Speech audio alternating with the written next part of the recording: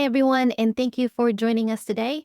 This month's roundtable, where we are going to be sharing some life advice for all of you. And who are we to give you life advice? I consider myself an elder millennial. I have graduated almost 20 years from college, and I thought it would be fun for us to gather together with my sisters who are in different parts of our lives and share with you some of the things that we have learned along the way and maybe impart onto you some lesson that we wish we learned early on about career, about going to grad school, about family, about life, about money and finances, and so much more. So I hope this video is helpful. Now, before we get started, I would like to introduce my sisters.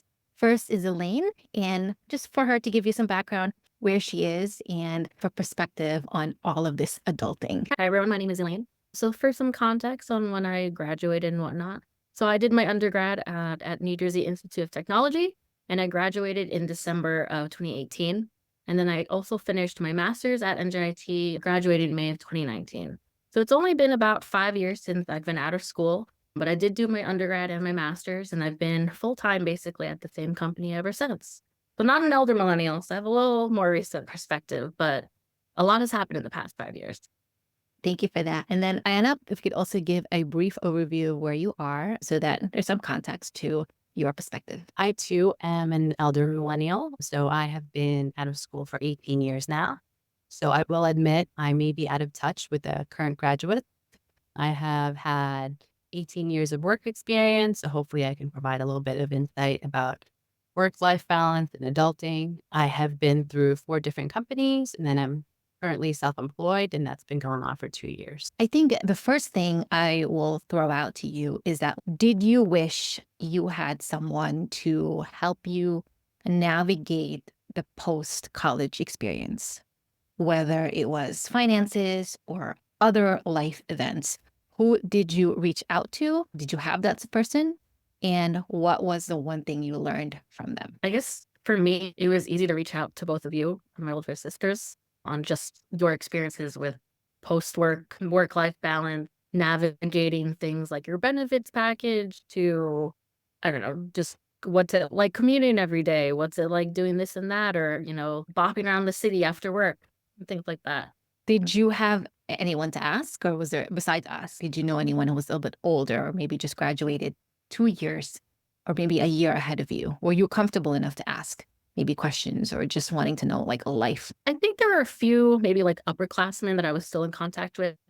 If I did talk to them, it was more career related because I knew them from architecture school specifically. But I don't think I necessarily was asking other life questions.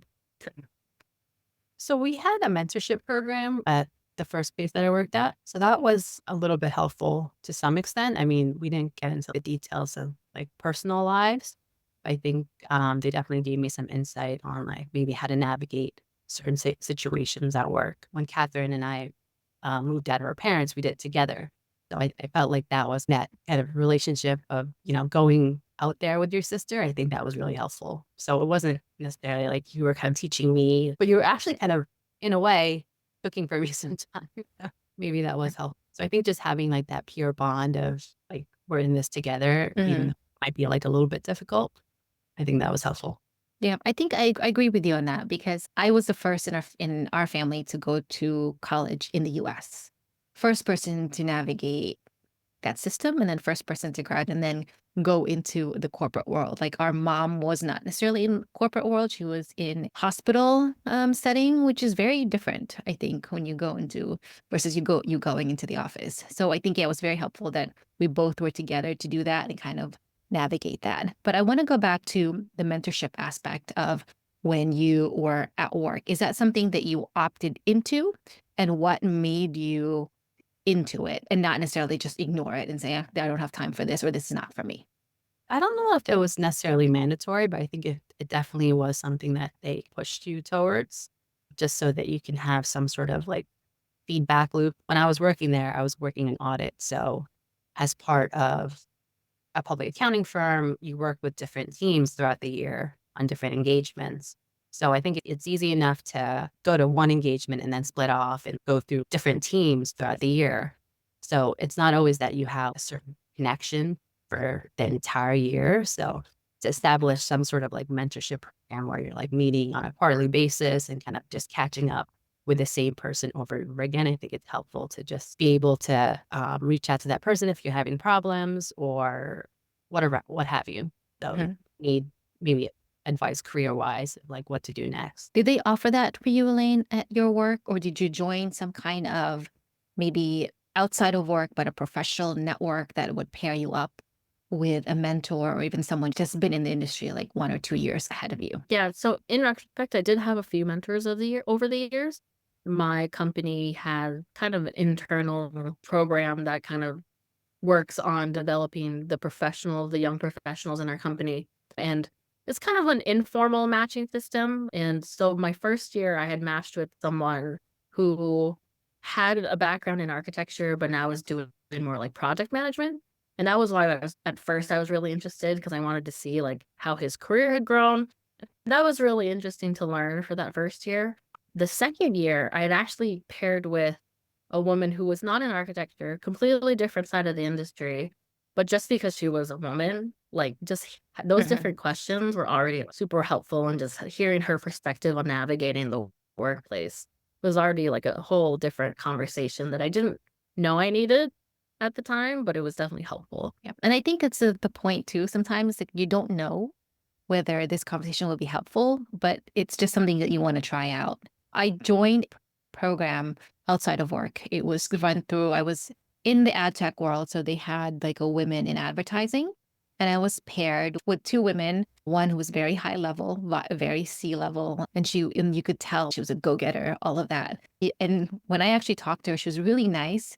But I also looked at her and said, that's not the life that I want, because we were meeting at 7:30 in the morning, because she had to make sure she was in the office so early so you can get home to her two twins. So her lifestyle was different.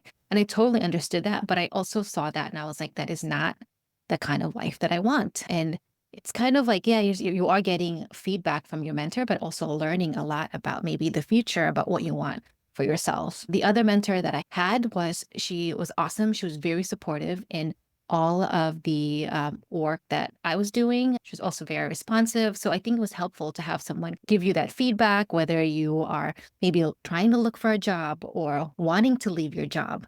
I think she gave me so many questions when I was like, well, I'm kind of deciding if I want to stay or not. Like she was a few years older, had more experience. So that was super helpful as well. And I think that if you are young and if you have the opportunity to be paired up with a mentor, meaning you don't necessarily have to do that as much work to find a good one, I'd recommend doing so and maybe kind of create that network for yourself. Right, so we'll move on to maybe a topic that is of interest, especially just after you've graduated. Now, here at Sisters for Financial Independence, we talk about money, motherhood, and everything else in between. And sometimes a big part of this is actually higher education. Many of us women are taught that getting that second degree, that higher level degree, will be good for your career, will help you with salary, and of course, just give you that leg up. So I want to talk about graduate school, whether it's worth it or not, and how you feel about that, given that you now have 5 years of experience at work, 18, 20 years of experience at work. Do you think it's necessary? Was the cost worth it for you? Was the ROI worth it, especially a few years from now? So I never got a master's or anything after that. I did get my CPA.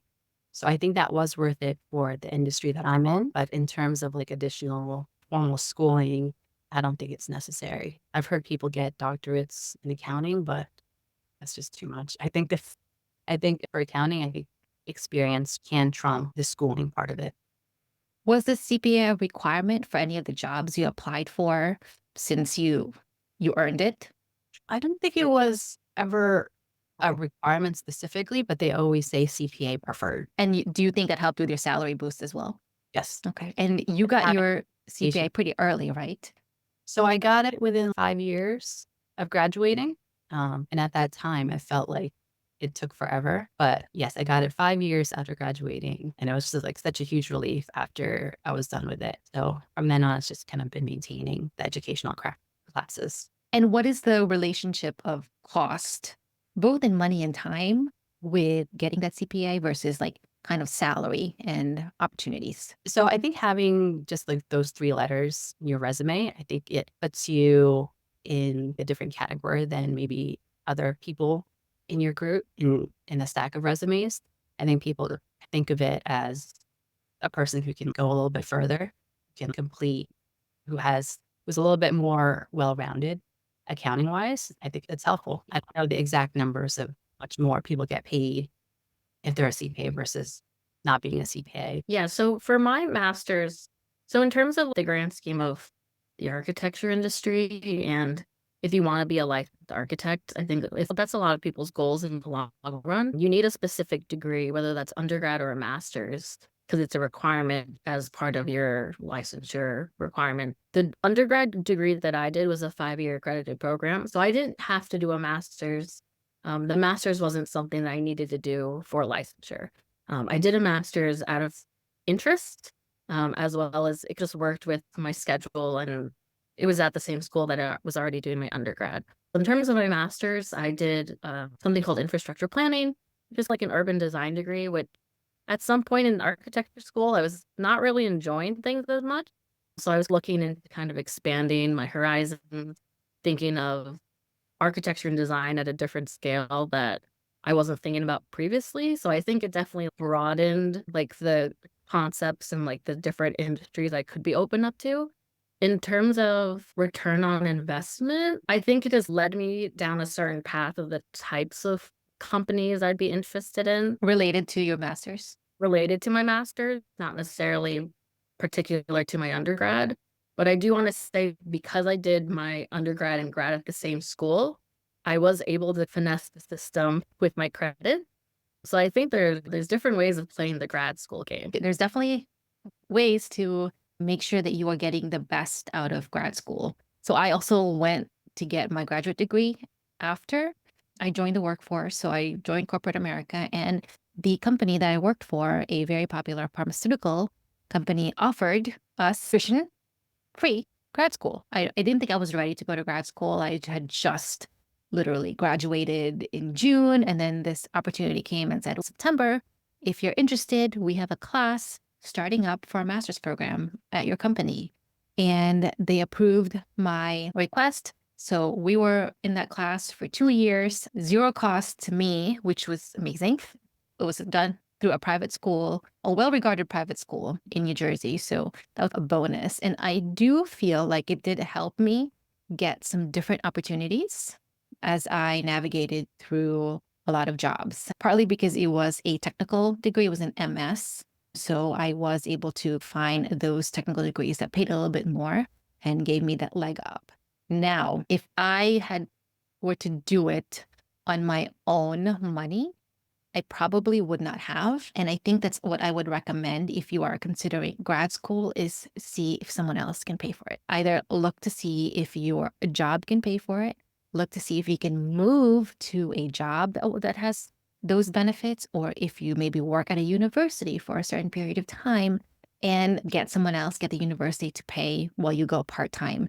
The cost of grad school can sometimes be ridiculous, and sometimes your salary doesn't match when you end it. So I would hate for you to add on debt to do that. And I would also, like Elaine said, be open to what alternatives there are for you to go to grad school properly. And then my other thing too is, like, I don't recommend that you go to grad school to escape not having a job. And I'm wondering if you have any friends who've done that because they couldn't find a job. Did they then result to, well, I'm going to go to grad school anyways? I want to say a lot of my friends in my circle didn't necessarily go to grad school because they didn't have a job or were unemployed. I think a lot of them were doing it because they were dissatisfied with their undergrad and or the current job opportunities that were available to them. I think that's mainly why a lot of my friends pursued some of their grad programs. Okay, so it's completely maybe something different that they wanted to study. That, or like they wanted to specialize in something rather than kind of just be too open to their field. I think there was a little bit of with the pandemic, there was a little hesitance from some people of like, what do I do now? So they were looking into grad programs. There's a lot of memes that about people like going to grad school just because. I totally understand the sentiment. Sometimes just because it costs you like thousands of dollars. And I think sometimes we're like, well, this is something that I can definitely, I can pay it off before I get to have a family. But these things have a way of following you, right? Like they always say, like your 20s is a great time to make mistakes, do things that you're never going to do. But some of the decisions you make in your 20s, some of the things you take action on do follow you in your 30s, in your 40s. So just something to think about that like some of these decisions are not in a vacuum. They affect you down the line. So now that we understand whether it's graduate school is important or not, I want to just revisit the state of the economy as it pertains to new grads. I graduated almost 20 years ago, and that was a completely different time. Facebook was just 2 years old. And for that period of time, we were also in what was called like a lower interest environment. People were borrowing money, startups were everywhere. You can create an app and get rich off an app fairly quickly. Now we are in an environment that's fairly slow, very tight, and some of those opportunities are not necessarily there. Could you speak to some of the opportunities or lack of opportunities that you saw right when you graduated college? And how did you navigate those? And what would you advise for someone who's graduating now? We are in a very different economic environment. Maybe jobs are harder to come by, or maybe not making as much money. Provide your perspective on when you graduated, and then maybe some of your advice for today's new grads. When I graduated, it was 2006. It was going well, supposedly. And then, so when I had entered into the workforce, accounting graduates was very much in demand. So essentially, all of my peers, all my graduating peers had jobs lined up the fall before we graduated, like almost a year. We had signed contracts with our employers like a year in advance. Now, going into 2008, 2009, we were now 2, 3 years into our job. And that's when everything just started to fall apart. And that was a little bit of a traumatic experience to go through. And one of the scary parts was people were getting laid off next to me, and people were like getting calls. They'd be having to go down to HR, and there'd be like 13 people gone from our firm of 300 people. That was like round one, and then round two was coming round three. So that was definitely a very turbulent time. In my experience, I just kept my head down generally and just I gossip with everybody to see who had and left. But I tried to do my best to keep a good sense of work ethic and do like a good, I guess, produce good work in order to stay at my company. I was also kind of still at the bottom of the totem pole. So I think they may have taken pity on me and cut me. And I assume for the current accounting graduates, I think they're probably in the same boat where I've seen on like articles that there's been some sort of like exodus, not, I wouldn't say exodus, but people leaving the accounting industry. So there's been a lack of accounting shortage. So for accounting graduates now, I think they're still in demand. So I think there's still opportunities to learn, to put yourself out there and to make a career in accounting, although it's changing greatly with like how AI being integrated. A lot of it now is more with IT, but then also knowing the accounting side of things. So the industry is changing itself. So as long as you're flexible and you're adjusting and taking additional classes to learn these new technology, I think you're still going to be relevant going forward. Were you worried about being laid off and not having money to sustain yourself? Was that something that was on your mind, or Nope. what happens if it happens? I don't remember it being such like a big worry on my part. I think it was just scary altogether that some of my friends or some of my coworkers were getting laid off. I don't recall if I was like mentally struggling about finances. I think I may have saved enough or have had knew of like a fallback. So I wasn't in that space to worry all that much. Right. Not Because because why. we lived together during the financial crisis, and I too wasn't necessarily worried that I would be laid off, but definitely there were a lot of salary freezes work. So there was not like, we're not getting raises, we're not getting bonuses, but they never said you're going to lose your job. And during that time, I worked in the advertising technology industry, and we were still getting clients. It was just slow. I was curious, like in other industries, how that was like, given that a lot of things were like toppling over a little bit. But yeah, I seemed that I didn't really like strangely worry. And maybe because too could have just gone home if I couldn't pay rent, at least privileged enough that our parents would be like, okay, here's your room back, kind of thing. Although now, this might just be like a personal note. I wonder if, because now that I'm self-employed, I sometimes have this anxiety if I'm not like working all the time. That might be stemming from that time period. Like they were looking at people for like billable hours and seeing at like how much value they added to the firm. Maybe it's kind of like it is. I think you're just used to the corporate grind. What about you, Elaine? How was the state of maybe employment in your industry when you graduated? Was it as different now as it was? 5 years is still a long time. We've gone through so much in the past So few years. I graduated in 2019. In terms of jobs, things were okay, at least in my industry. I had a few friends that were still like looking for jobs, but I was like pretty locked in. I had secured a job the summer before from an internship. So I was pretty okay in 2019. And not even a year later, March 2020 happened and everything shuts down. So the pandemic was really a huge transition phase of what's happening to our job, this and that. There was definitely anxiety all around in the industry. I definitely benefited from being in the side that has a lot of more like public agency clients. So there was a lot of work that was still ongoing, albeit slow, it was still ongoing versus I did have friends that were laid off or they were like very slow because they had private clients, things like that. So I personally was kind of doing okay. And like Anna said, it was a different time, but I was still like, all right, let me try to do my best, show face, try to show value in whatever work was available. It's fine. Now coming out of it, you can definitely see that have been like affected by it, whether it was the amount of numbers, like you could definitely see some firms have like just changed in sizes. Some have grown, some have lost the staffing. I also knew people that had pay freezes, salaries were cut, this and that. And some people haven't really gained back that money that they've lost. Switching jobs or Yeah, so I think there's, at least in my industry, there's been a lot of movement. People seeing that if I do move into another firm, hopefully or ideally, they make that money back or do increase their salary. I do feel like it's a little dependent on which side of the industry you're on my end, but I definitely, a lot has happened 5 years, the I pandemic. know.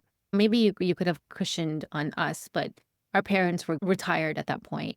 Really no house for you to go back to, in a sense. Did that make you feel nervous, or were you like, well, you have no choice? I have to make it.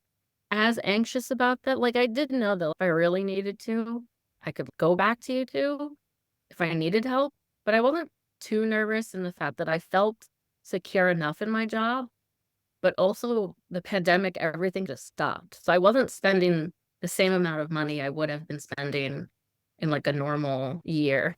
Mhm. I was making the money, but I was just at home, just like not doing anything, like sitting around, having Zoom calls with my friends, trying to make up for that social aspect. But it was definitely a different time. Do you think those times, both in the COVID and in the financial crisis, changed the way you think about money or handle money, or just the way that you look at your finances? I think it makes people more anxious about money. I think you do care a little more because now you're just paranoid of like, what if something happens again? Mhm. And if you've lived it through it once, you're like, okay, well, how did I manage it then? How can I manage it in the future?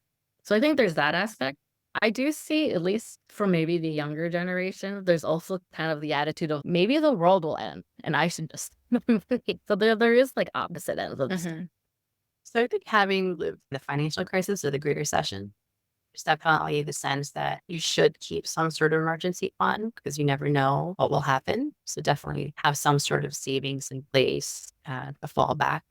case something happens? A lot can happen. When you're young, the impact of maybe a layoff may not be as great as if you had a family Mhm. with kids to feed with a mortgage, right? So I know for a fact that for most of my 20s, I was either single or I was coupled up, but I didn't have a mortgage. I didn't have debt at one point.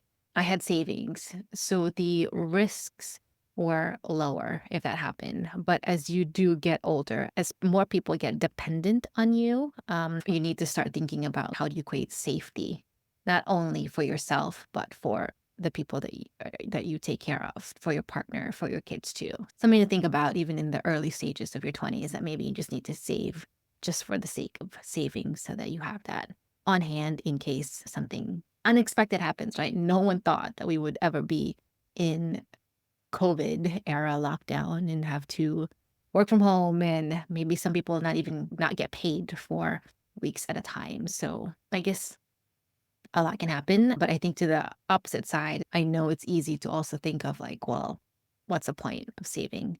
What's the point of this? But again, like the odds of those kind of like end of the world scenario things happening is probably pretty slim. For the sake of your future self, like err on the side of caution. Elaine, you saw us move out of the house when you were young. Was there anything that told you that was that thing you're supposed to do as an adult? Leave the house, pay your own rent. That kind of somehow pushed you to be a little bit more independent. I'm curious if the impact of having two sisters, older sisters, like we're like generation older than you, impacted the way you maybe looked at employment, life, and finances in general. I don't think it was as big as an impact as I would have thought, just because of when you moved out, I was still pretty young. I was still like elementary, middle school. So I don't think I really was like, oh, wow, that's so cool. I was just like, oh, they're not here anymore. I wasn't really, oh, that's so cool that they're hanging out all the time, being 20 something year old. I don't think I was really thinking about that until I reached my 20s and I was like, oh, this is what they were doing. Growing up into it, I don't think I really thought about it. But being in my 20s and even being in college, I was like, oh, this is different. This is what the experience was like. In terms of how that influenced like my spending or like school habit, I always just treated it separately just because of the large gap. I know with some siblings, they might be super influenced by it, but I don't personally think I was like too engaged Mhm. to be.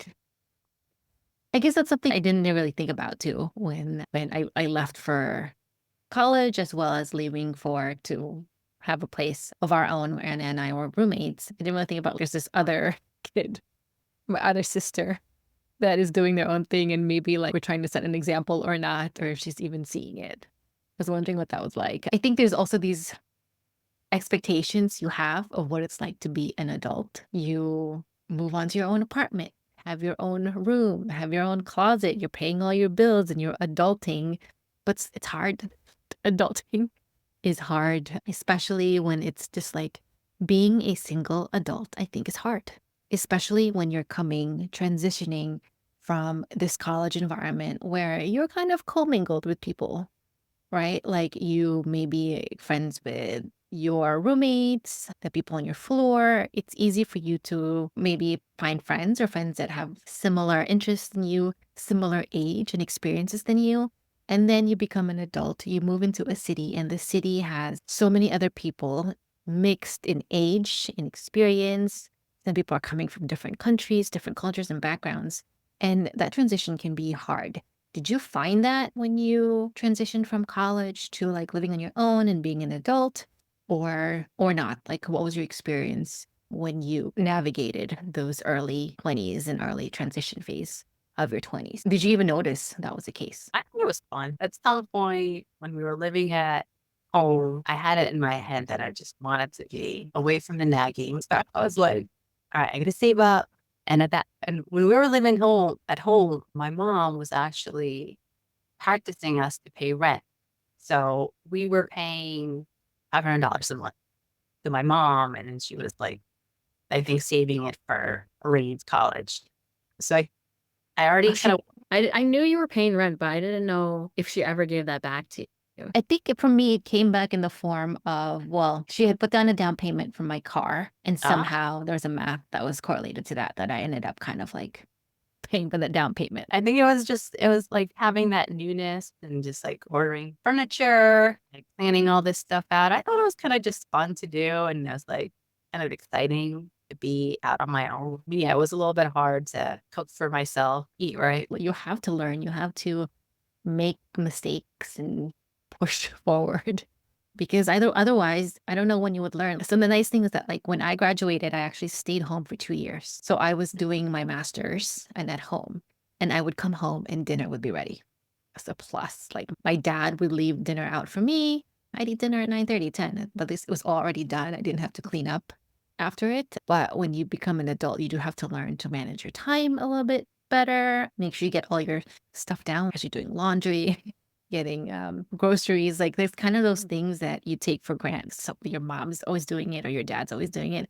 And you're trying to learn all that in the first few years. And it takes time to do that. Have you, Elaine, since you grew up in the social media generation, have you noticed any kind of trend or the way that like adulting is portrayed in social media and how it is actually in real life? I think growing up, you always think adulting is like super mature or you have your life together. And I think social media has really exposed that just because you're 25 does not mean you know anything. And I think with social media and like meme culture and just the widespread use of technology, I think everyone's more accepting of like just because you're a certain age doesn't mean you know how to be an adult. And I think people are a little more open to like the trials and tribulations of navigating your 20s or 30s and whatnot. I don't know. For me, transitioning out of school into my 20s was a little difficult, especially with the pandemic. Like I turned 25 during complete COVID times. Ideally, I would have been out and about for a couple of years, but I wasn't. And I do feel like coming out of it, is it like, am I into overdrive that I'm trying to like make up for that lost time? And I do feel like I see that with some of my peers. I even see that with some of the younger people who are like still in school or they're just graduating, that they were like, well, I lost my high school experience because of the pandemic. I lost my college years because of the pandemic. I lost my 20s because of the pandemic. So there are kind of those transition times that have been lost in those 5 years. I think it would make sense for a lot of people, especially for those that really hold on to those kinds of experiences. I think it makes sense that they'd really want that for themselves. So as we move on to maybe finances as you get older, what is the one thing that you learned about your finances? They don't really tell you how much debt looms over your head. In terms of student loans or credit card debt, in high school, maybe you'll take a financial literacy class if you're lucky. And then when you're going into college, if you're taking out public or private loans, you kind of just accept it because it's like, Mhm. well, I want to go to school. That's almost the default nowadays. And you accept having this debt. But then once you're out of school, you're like, now there's just this number floating associated with your name all the time. And you're always thinking about it. And I do think that for some people, especially if you have a lot of loans and whatnot, that's a huge mental load on some people. I do think it is manageable. Like for myself, I think it's manageable, but it is something that's always in the back of my head that one day I will be debt free, but I have to get there first. And I have to like make goals for myself. And I feel like when you're in school, you don't really think about how much that might impact you in the future. So you wrote an article for Sisters for Phi a few years ago, and I'll link it in the description below about how you were trying to pay off, I think, a portion of your student loans by the time you were a certain age. And I think there was a sentence in that article where you're like, I'm tired of paying for not necessarily past mistakes, but your past shenanigans. I think you termed it. Can you explain that a little bit more? Like, why did you feel like that was the case? In school or like when you're in the moment or you're taking your classes and during whatever semester, you're paying for it, it's fine. But think that I'll be 30 or whatever, and I'll just like, I'm still paying off for that class I did 5, however many years ago. my current money is still going to pay for something for that one class to think that you're paying for something that you're not enjoying right now, and it's not really that you can think about in the future, like, that was a fleeting moment. That class, those memories, those I don't know, what have you, that was already 5, 10 years ago. So ideally, I'd like to be done paying for it. I don't think it was a mistake, but ideally, I'd rather just use my money for more present things or other things for the future. What about you, Anna? Anything you wished you learned earlier when it comes to money? I wish I'd taken more risks. Not so much so that, like risking everything, but Mhm. relax a little bit with my financial situation. A couple of years ago, my husband had suggested that we invest in Tesla. And then at the time, I was like, I don't think we should. 'Cause I didn't know much about it. It was kind of just like a stock that hadn't really proven itself yet. But if we had risked a little bit of money into Tesla, I think we would have gotten a huge return on it, but there's no guarantee to it. So I think we could have afforded like a little bit of an investment into it. I kind of wish I wasn't so strict with how our finances were set up. Just a general rule, like if you say if it's like 1% of your net worth, put that aside and say, I'm going to invest it. If it like a crapshoot and like I lose money on it, it's okay. It's not the end of the world. Mhm. Having some sort of standard investment strategy method like that to say, hey, I know this isn't like a standard S&P index that's going to give you this return, but if you want to take the risk and see what the reward is and see what happens, it's okay. It's a good, like, create a rule for yourself when it comes to a risk that you want to take. And that way, you're still taking it, but it's not necessarily affecting your entire net worth or portfolio or just like your path to financial independence. So now that we covered a lot of things at this point, I want to just dive into a little bit of family planning, especially is in your 20s. Now, when I was in my 20s, thinking about family was the last thing on my mind. I was working in the city, living close to the city. So it was just like there's a different vibe, I think, especially when you're in like these metro areas as opposed to maybe living in a more rural area where it's sometimes if you get married early, that's actually accepted and it's okay. But New York City in the days of like Sex in the City, definitely having a family was the last thing in my mind. But I do think thinking about it and maybe planning for it can help you so much down the line. My advice to those younger would be just to start thinking about that. If a family is something that you want in the future, how can you plan for it? Now, we as sisters have actually talked about this topic before. We have a video on it, and we basically cover a no kids versus kids discussion. Anna and I both have one child, and Elaine at this point is in the no kids camp. So we have a discussion about that to help give you a perspective on what those two are like, maybe why you're leaning for one or the other, and how to help you lean into whatever decision you make. But I think it's important, super important to start thinking about that, whether that's going to be kid, no kid, or just undecided, but planning for that. Can you speak a little bit more to that, Anna, if you can, about just us thinking about it both in the financial sense, maybe in career-wise, and just the time and money that it does take to raise a kid now? Yeah, in my 20s, I wasn't really thinking about kids necessarily. It was kind of if it happens down the line, it happens. In our 20s, my husband and I were both focused on really just getting out of debt. We had a decent amount combined out of our student loans.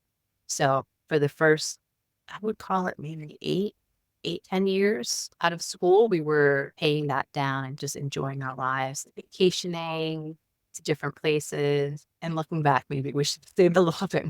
But now that we're nearing our 40s, or we are 40, and that now that we also have a 4-year-old, we are realizing that there's a lot of energy, a lot of mental energy, but then physical energy, emotional energy that really goes into having a child. Realizing that the most important thing is to actually be present, to be home, to be closer to, even if it like means working remotely, but just to be at least available or flexible enough to be available if our son gets sick or daycare somehow gets shut down or something. So that flexibility is really important to us now. Whereas before it was just like we were just working the grind, but now we're looking for something that had like that flexibility, but also that stability and security for our family. I am the oldest immigrant daughter of an Asian family. And basically, there is the expectation that of all the things that you need to be successful and all that. I've been wrestling with is this the idea that at some point, maybe you do want to step back from your career, from the grind, from the nice income you're earning to care for your kids, whether that's being a stay at home parent or maybe being like a part time worker. And that can be hard on a lot of women, especially, I think, to give up on because you have these two opposing needs that has been like cultivated in you in society that you need to work. You're a feminist, you need to be earning your own money, but also the natural maybe instinct that you will want to be home for your baby or your child, especially in the first few months of life, right? Like humans are the only babies that need their mother for years, right? All of it, the animals around in nature can thrive after a few days or even after like a few hours. So I think that's something that you want to consider too, especially like you're early in your career, you're in your 20s, you're trying to figure out like what you want. And then maybe at some point you're like, well, this is not what I want. And you have to wrestle with that idea that maybe it is a change that you have to figure out. Think of it this way, because I completely missed this. We were having Rocco. When they get to school age, school isn't like a full work day. It might be like 9 to 3. So before care and after care still needs to happen. Now, whether you want to put them in some sort of school program or if you want to keep them home is really up to you. But for me, and having waited so long to have a child, it like didn't make sense to have my child so like apart from me for a full day and not being able to see them until 7 o'clock at night or 6 o'clock. Yeah, I think it's hard. It's hard. So I used to commute to the city by bus from New Jersey to New York. And sometimes I'd have to stand on the bus. And sometimes I would be standing behind some women on the bus. And what they would be doing is texting the nanny who's taking care of their kids. And their nanny would be sending them pictures of, I wasn't purposely reading their texts, but you could clearly see that someone else was taking care of their children. And, they're having this conversation about, oh, look what they did and all that. And it was a little like disheartening to think that that might have been something I would be doing. That's something that you want to think about too, right? Well, who do you want to be raising your kid? Of course, not all of us can be at work or at home or both. Like the choice is yours to make. But if that's something that is within you to financially start the process, both as maybe saving money or maybe changing careers or molding your career to be flexible. Another thing that sometimes people want to be where the action is, right? But sometimes being at a company, a corporate company that provides you great benefits, that provides you great flexibility, yeah, it won't be as exciting as a startup. It won't be as exciting as maybe another company. But if it gives you stability and, like you said, Anna, flexibility, it might be worth staying there for a while. And that's something also I didn't realize when I was in my 20s. Like I worked for a pharmaceutical company, but I honestly thought it was so rigid. And I'm like, this is not for me. But you know what? Looking back, all of my coworkers who were there, they were older than me. They had children. They came in at 8:30, left at 4 o'clock to pick their kids up. That was the routine that they had. They had great benefits. They had great income, but they had work-life balance for the family that they had and wanted. So it's a consideration for you to make. And I think another thing too is that a lot of women are having kids older. So you want to consider that as part of your health planning as well too. What will that mean if you do have a child later on? I had a child at 36 that is considered advanced maternal age. That costs a lot more money in terms of testing, in terms of so many other things. So again, another consideration as you think about family in the future. Now, Elaine, I know we talked about this in that other video, but anything that has come across to you as you've maybe thought about it? Well, I guess just you talking about it now or just Anna talking about it now, it's like our mom was a nurse. And so she would work a couple, like 4 days a week, but they were 12-hour shifts. So she would leave by 6:45 in the morning and she would get home at 8 p.m. But if I was a kid, my bedtime was already like 9 something. So there was only very minimal time on the days that she worked that I had contact with her mom.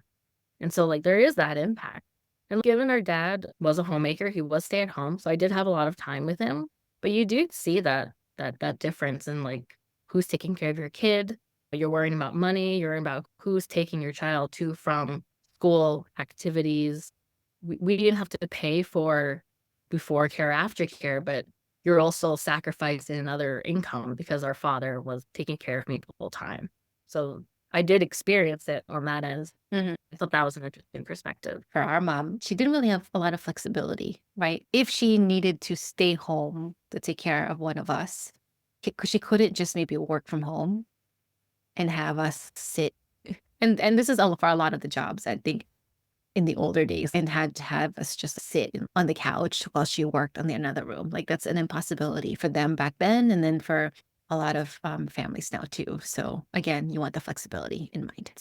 So to wrap up our conversation for this roundtable, I want to ask both of you, what is the top 3 things you would give as advice to someone in their 20s, whether they just graduated college or someone who's just navigating their 20s? What would you tell them?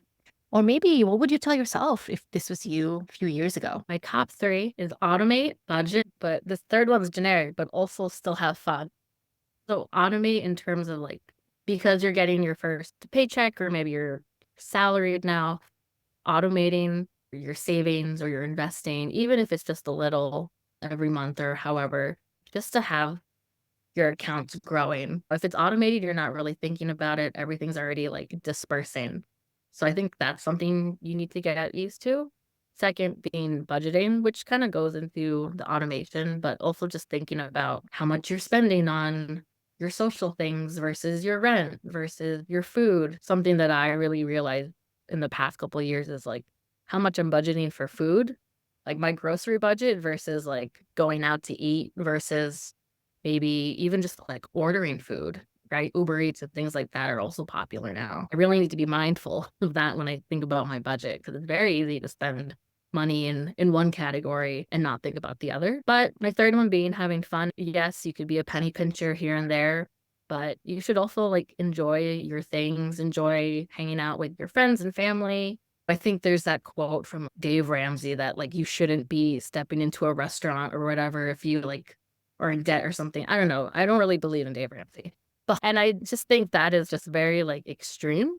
And I Mhm. think you be able to enjoy life's pleasure. Go to the movie, get yourself something nice. Like, I don't think you need to be upset over everything you spend money on, but you should obviously care about your financial wellness as well. I would say first is focus on your growth mindset. So always be learning at work, outside of work. Continue to just strive to learn what you can. In your 20s, nobody really expects you to know everything. I think it's a great place to start. Ask as many questions as you can. Bug the hell out of your managers. I think it also puts you in a good place in their perspective. And listen also to what they're saying, obviously. So, one, cultivate your growth mindset.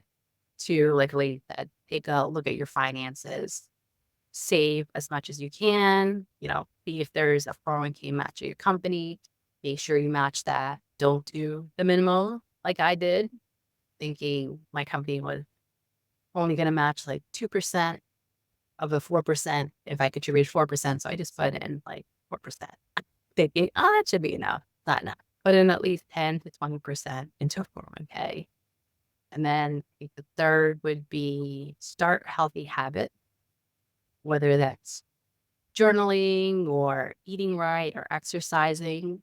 I think it all builds from your 20s. So start early, do it often. So I think to feed off yours, my 3 would be like the concept of compound interest, not for only your money, but also your habits and also for the little things that you're doing, right? Like, one thing about compound interest is that it works well if you're investing, but not so good if you are in debt. So think of all those like small micro habits that add up. Wearing sunscreen early, on in your 20s adds up over time. Like that's something you don't even think about putting on when you're in your 30s, on your 40s. And that really helps over time. My second advice would be about social media. Just be careful of the content that you consume on social media. I know that for a lot of you, so you've lived on social media, right? Like we didn't know or a world where social media didn't exist, but there is a whole life outside of social media. Like one of the like gripes with social media sometimes is that people like this trend where people snap their fingers and oh, new house. Oh, very beautiful trip, but it takes hard work to get to those and it's easily glossed over. It doesn't happen overnight. So you want to make sure that you curb the expectations that you have about getting a lot of things. Like you're probably not going to be able to buy a house early on unless you really do the hard work and save. And especially, you're not going to be able to buy the HGTV house, the Chip and Joanna house that is on display because it takes money, it takes time. So just don't be so quick to get that like quick win. And I think the last thing I would also just give you is that sometimes you do need to live a little bit differently in order to have a life that you want. Like finding that balance is what you make of it. Elaine said that like you can still go out to a restaurant, enjoy something nice, but also pay down debt. So find that balance for yourself. You're going to need to find something that you value, right? If like restaurants is not the thing that you value, then find something else that you value. That might be actually buying a nice car and taking care of that car but being a little bit cheaper in something else. So find that balance for yourself. I guess my last thing is I did mention like budgeting was a major thing to keep mind of, and budgeting's not just money, it's your time. With talking about habit, like with your time, it's like you can there's this like chart that's like you should budget time for like a physical activity, something to keep you healthy, something to keep you like physically healthy, something to keep you mentally healthy, and then something to keep you maybe in a financially healthy. I don't know, but there is balance, and finding that balance is not just budgeting money, but budgeting your day to day, building those habits, as you said. So budget everything. Thanks for joining us on our Sisters for Fi Roundtable.